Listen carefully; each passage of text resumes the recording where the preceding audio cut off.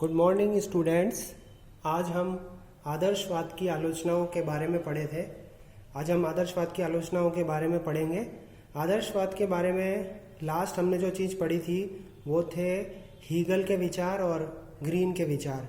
Hegel जो था वो उग्र आदर्शवादी था और ग्रीन जो था उदार आदर्शवादी था। आदर्शवाद जो है राज्य को नैतिक संस्था मानकर चलता है। आदर्शवाद जो है वो राज्य को नैतिकता से ऊपर मानता है, राज्य को सर्वशक्तिमान मानता है। तो आज हम जो कंसेप्ट हम पढ़ चुके हैं उसको क्रिटिसाइज करेंगे, उसकी आलोचना करेंगे।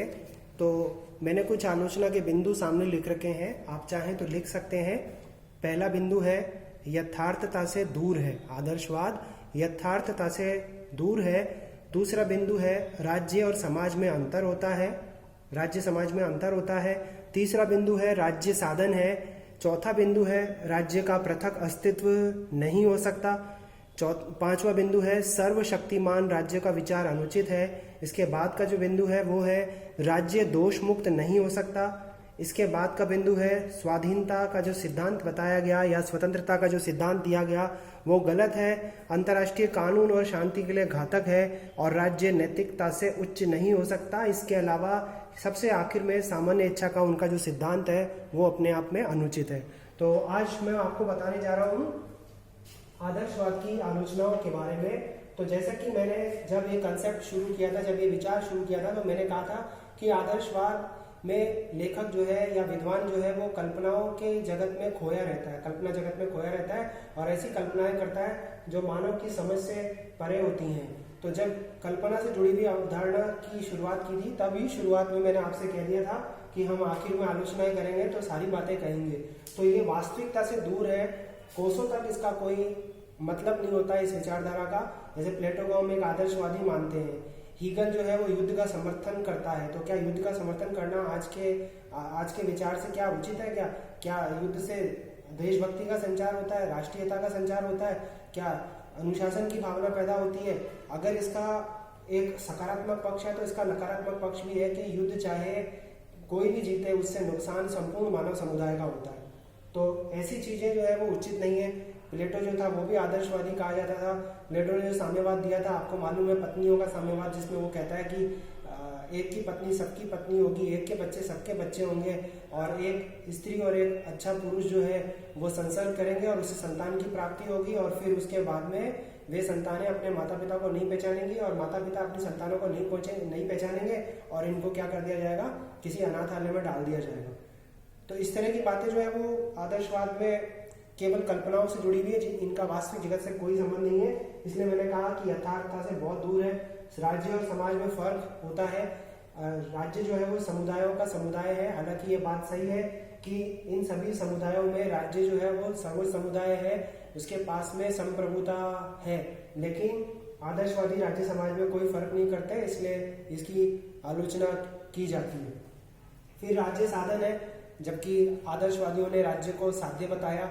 हीगल ने तो कहा कि राज्य पृथ्वी पर ईश्वर का अवतरण है, राज्य सर्वशक्तिमान है, अधिकार उसमें निहित है, स्वतंत्रताएं उसमें निहित है। इस तरह की बातें उसने कही हैं जो सारी की सारी क्या है, अनुचित है। और राज्य तो मानव के कल्याण का साधन है और स्वतंत्रता जो है वो राज्य की आज्ञा के पालन में ही निहित नहीं है, बल्कि व्यक्तित्व के विकास के लिए व्यक्ति को कुछ छूट जो है वो प्रदान करनी चाहिए, चाहे वो सीमित मात्रा में हो या प्रतिबंधित मात्रा में हो, लेकिन हर व्यक्ति को अपने व्यक्तित्व के विकास के लिए आवश्यक सुविधाएं और छूट जो है वो मिलनी चाहिए। जैसे विचार अभिव्यक्ति की स्वतंत्रता हो गई, धार्मिक स्वतंत्रता हो गई।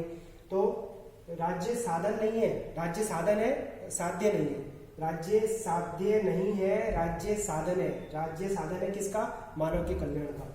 अब राज्य का पृथक अस्तित्व नहीं, जबकि आदर्शवादी क्या कहते हैं कि राज्य का अपना व्यक्तित्व है, राज्य का अपना अलग अस्तित्व है। तो क्या बिना मानवों के समाज और राज्य संभव हो सकते हैं? ये केवल संस्थाएं हैं।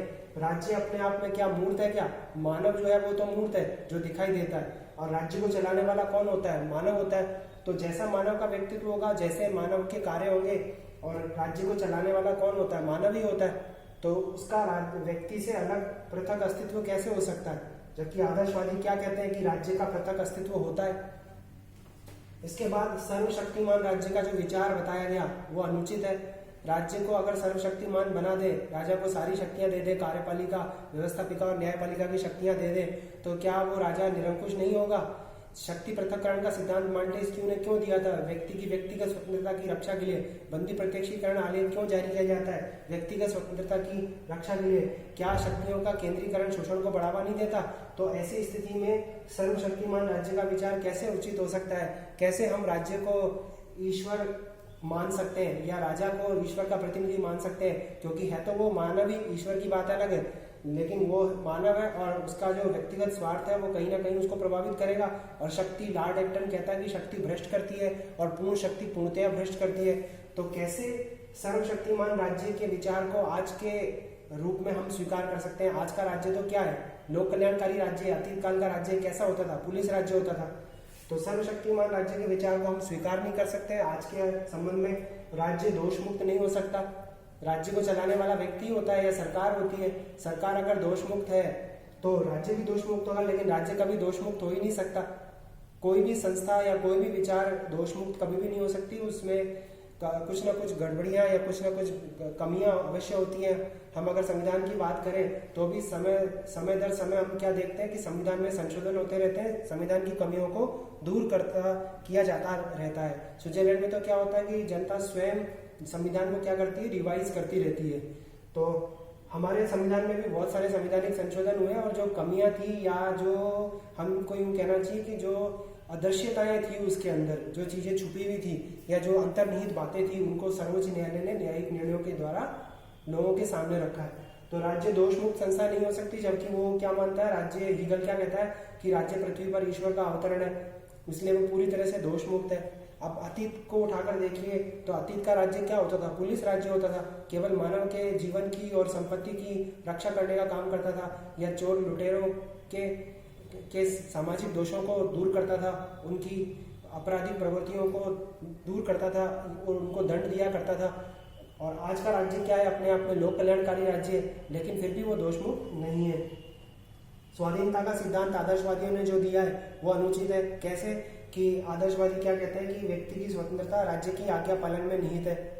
व्यक्ति की स्वतंत्रता राज्य की आज्ञा पालन में निहित है। व्यक्ति की स्वतंत्रता राज्य के विरुद्ध नहीं हो सकती। व्यक्ति के अधिकार राज्य के विरुद्ध नहीं हो सकते।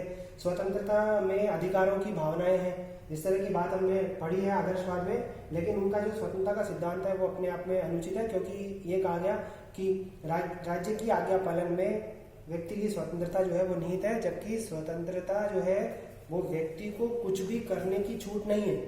स्वतंत्रता जो है वो व्यक्ति को कुछ भी करने की छूट नहीं है, बल्कि वे ही कार्य करने की छूट है जो कि करने योग्य होते हैं और उनको करने से व्यक्ति के व्यक्तित्व का विकास होता है। तो स्वाधीनता का सिद्धांत भी अपने आप में त्रुटिपूर्ण है या अनुचित है या उसमें सुधार की गुंजाइश है।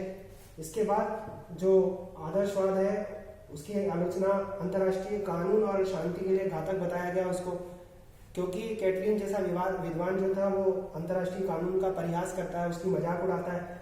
और हीगल के विचार जब हम पढ़ते हैं तो हीगल किसका समर्थन करता है? युद्ध का समर्थन करता है। वो कहता है कि युद्ध से देशभक्ति का संचार होता है, अनुशासन बना रहता है, जनता जो है वो अनुशासन में रहती है, राष्ट्रवाद की भावना प्रबल रहती है।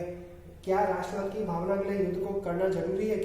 क्या शिक्षा के द्वारा सद्गुणों का विकास करके राष्ट्र के लिए समर्पण की भावना पैदा नहीं की जा सकती? क्या एक सभ्य नागरिक अगर वो अधिकारों का उपभोग कर रहा है तो क्या उसे कर्तव्यों का पालन नहीं करना चाहिए? क्या मानव में बुद्धि नहीं है? जो इस तरह की बात जो है वो आदर्शवादियों ने कही है कि युद्ध जो है वो अनिवार्य है, समाज की गंदगी को साफ करता है, धृष्टता का नाश करता है और स्वार्थों का नाश करता है, और इसके अलावा जो चरित्रहीनता है उसको नाश करता है। क्या वैसे चरित्रहीनता नष्ट नहीं की जा सकती? क्या शिक्षा और सद्गुणों के विकास से ये सब चीजें नहीं हो सकती क्या? तो शांति के लिए तो ये घातक है और अंतर्राष्ट्रीय कानून के लिए भी घातक है। अंतर्राष्ट्रीय कानून वो नैतिकता के जो ऐसे नियम है जिनका पालन राष्ट्रों को पारस्परिक संबंधों के संचालन के लिए करना होता है। तो जो शक्तिशाली राष्ट्र है, हम देखते हैं कि आज भी शक्तिशाली राष्ट्र जो है वो अंतर्राष्ट्रीय कानूनों को नहीं मानते। अगर अंतर्राष्ट्रीय न्यायालय कोई निर्णय करता है, अगर वो शक्तिशाली राष्ट्र के पक्ष में होता है तब तो वो उसे मानने के लिए तैयार रहता है, और जिसके खिलाफ वो निर्णय जाता है वो देश उसको नहीं मानता। तो हालांकि आदर्शवाद जो था वो युद्ध का समर्थक है। एक तरफ हीगल ने युद्ध का समर्थन किया तो ग्रीन ने दूसरी तरफ युद्ध का विरोध किया और शांति का समर्थन किया। लेकिन फिर भी हम यहाँ कहेंगे कि अंतर्राष्ट्रीय कानून और शांति के लिए क्या है, घातक है। फिर आखिर में देखिए, राज्य नैतिकता से उच्च नहीं है। हीगल जो है और आदर्शवादी विचारक जो है वो नैतिक निरंकुशता का प्रतिपादन करते हैं, राज्य की नैतिक निरंकुशता का प्रतिपादन करते हैं। किसकी निरंकुशता का? राज्य की नैतिक निरंकुशता का प्रतिपादन करते हैं। और वो कहते हैं कि राज्य तो नैतिकता से भी उच्च है। राज्य को कोई प्राकृतिक कानून, कोई देवीय कानून या कोई संवैधानिक कानून राजा को नियंत्रित नहीं कर सकता। राजा या राज्य तो खुद नैतिकता से ऊपर है और नैतिकता संबंधी कोई भी नियम उसको बांधे नहीं रख सकता। तो क्या वास्तव में ये चीज सही है? आप खुद सोचिए इस बात को कि नैतिकता से कैसे राज्य उच्च हो सकता है। अगर वो नैतिकता से उच्च हो जाएगा तो वो भ्रष्ट हो जाएगा, अत्याचारी हो जाएगा, क्योंकि नैतिकता तो मानव के कल्याण में निहित है। और जब आप नैतिकता को भी राज्य के नियंत्रण में बता रहे हैं तो वो खुद ही क्या करेगा? नैतिकता का उल्लंघन करेगा। तो इसलिए राज्य नैतिकता से उच्च नहीं हो सकता। फिर सबसे आखिर में है सामान्य इच्छा का जो सिद्धांत है आदर्शवाद में, वो अपने आप में अनुचित बताया गया है। रूसो के जो हमने विचार पढ़े हैं उसमें सामान्य इच्छा का विचार हमने पढ़ा, जिसमें कहा गया कि सामान्य इच्छा आदर्श इच्छाओं का योग होती है। अगर हम उस दृष्टिकोण से इस चीज को हम पढ़ें तो हम ये कह सकते हैं कि जो दो प्रकार की इच्छाओं का वर्गीकरण किया गया है, आदर्श इच्छा और यथार्थ इच्छा, क्या वैसा वर्गीकरण करना संभव है? क्या व्यक्ति की इच्छा को आदर्श और यथार्थ में बांटना संभव है? क्या कोई एक व्यक्ति अपनी यथार्थ इच्छा को क्या बता सकता है? आदर्श इच्छा बता सकता है। तो जो सामान्य इच्छा का कंसेप्ट है वो आदर्शवाद में क्या है, पूरी तरह से स्पष्ट नहीं है। तो आज हमने क्या पढ़ा? आदर्शवाद की आलोचनाओं के बारे में हमने पढ़ा। और इससे पहले ग्रीन, हीगल, कांट, बोसांके, ब्रैडले, फिक्टे, इन सब के विद्वानों के विचार भी पढ़े और आदर्शवाद के सिद्धांत भी पढ़े हमने, और आदर्शवाद क्या है उसके बारे में हमने पढ़ा है। तो आज एक विचारधारा जो है वो हमने पूरी कर ली है। इसके बाद जो भी क्लास होगी अपनी, उसमें अपन व्यक्तिवाद का अध्ययन करेंगे।